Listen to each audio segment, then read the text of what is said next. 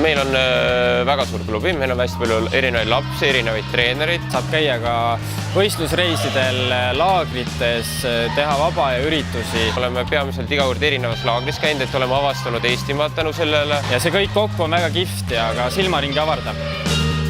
Lisaks sportlikule ja tervislikule eluviisile õpetame veel muid väärtusi. Viisakus, ausus, positiivsus, julgust, sihikindlust, omavahel läbisaamine ja sõbralikkus ja meeskonnatöö. Kindlasti käsipall on üks kõige mitmekülgsemaid pallimänge. Et kui käsipalli mängida, siis kogu keha on töös. Peab nii jalgadest tugev olema, ülakeha peab tugev olema ja ka pea peab väga tugev olema. Just selle kohalt, et sa oskad mõelda, otsuseid vastu võtta. Kui lastel on hilisemas eas soov minna mingi muu ala peale, siis käsipallist on kindlasti väga hea füüsiline ja ka vaimne põhi all.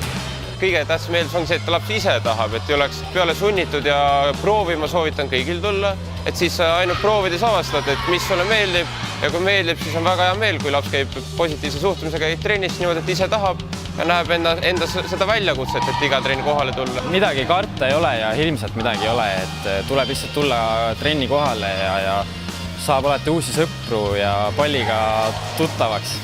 Võtame ikkagist alati sõbralikult kõik vastu ja proovime sõbralikult edasi suhtuda ja kogu aeg ikkagist positiivne olla.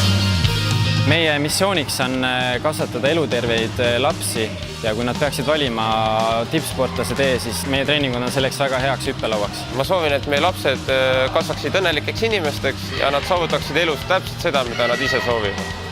Tulge kindlasti käsipallitrenni proovima, et kaotada ei ole midagi, ainult võita.